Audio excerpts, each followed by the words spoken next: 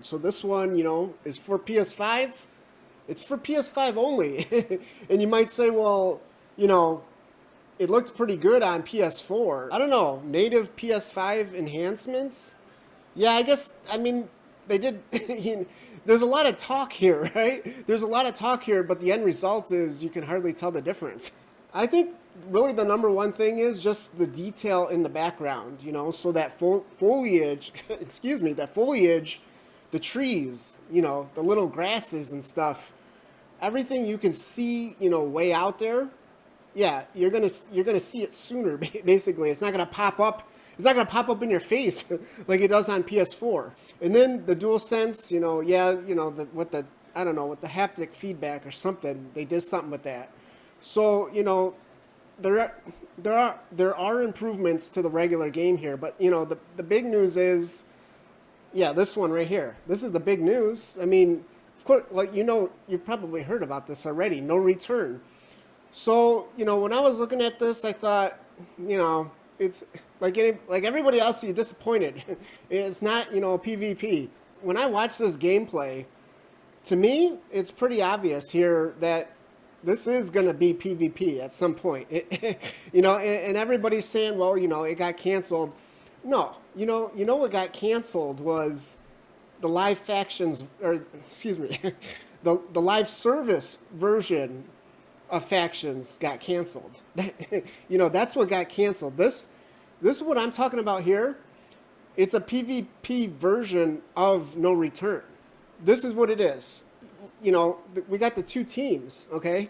There's Ellie's team and Abby's team. It's split 5 versus 5 right here. It doesn't get any more obvious.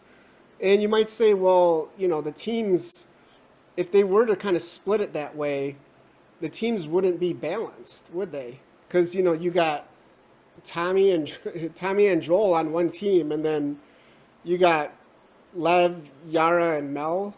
Well, guess what? This is why Tommy and Joel. This is why they can't dodge. This is the real reason. It has nothing to do with this single player, no return version. That's the reason. It's because they're already getting ready for PvP with this. And then so how is this going to work? Unlike the current factions, from the original one, it's like 10 years old now. Basically you just had a generic character, right?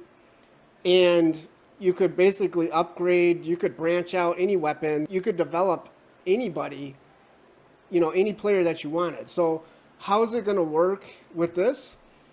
Well, obviously you're not going to be able to pick your player, are you? Because if it's these are the teams and it's 5 versus 5, you know you can't have you can't have everybody pick Joel, right? You're gonna have 5 clones of Joel going up against, I don't know, probably everyone would probably go for Manny. Maybe, I don't know, yeah, probably Manny, right? I think he's probably the best player on Abby's team. Five Joels versus 5 Mannys? No, no.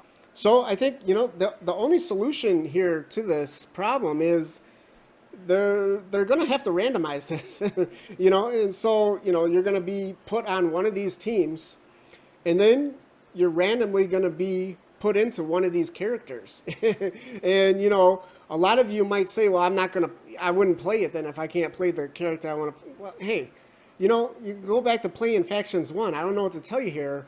I think this would honestly really spice it up too, because you wouldn't have these people that just kind of, they kind of do this like cheeseball loadout, you know what I mean, with the shotguns and whatever other perks, and then they just master it, right?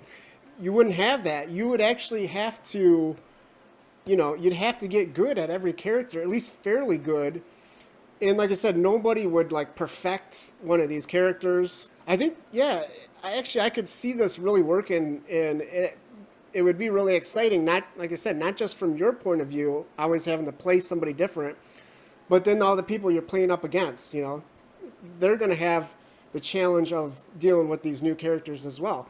And again, this is why I think, we're talking about all these different characters, they have different weapons they can use, right? They have different kind of perks that they have. So yeah, this is all, to me, this is all set up for PvP. You know, each character is going to have their advantages, their kind of things that they're good at, things that they're not good at. And again, you know, if you're Tommy or Joel, you're not going to be able to dodge, right? So yeah, I think this is going to be actually very exciting to see how do people actually deal with playing maybe a character that doesn't really suit their play style, you know. And think about it too. Maybe you do have a favorite character. Imagine how cool it'll feel to be playing a game and you actually, you know, they actually give you that character. So there's a lot of stuff here that could actually be quite exciting. And this, I think too, I think they were thinking about this from day one. Like, this is why the story is the way it is. You know, everybody hates the story, right? Everybody hates it. Yeah, this is why, because they wanted to have this split. Everybody on their side versus everybody on the other side, you know? And it's because of that story that is going to make this work, you know? You couldn't have these five people going up against these other 5 people, you know, if they didn't really hate each other, you know? So that's explains the story mode there as well. Yeah, so hopefully you just kind of, you know, found this video interesting. It's an interesting thought, isn't it? It is though, really, if you think about it. And yeah, thanks for watching.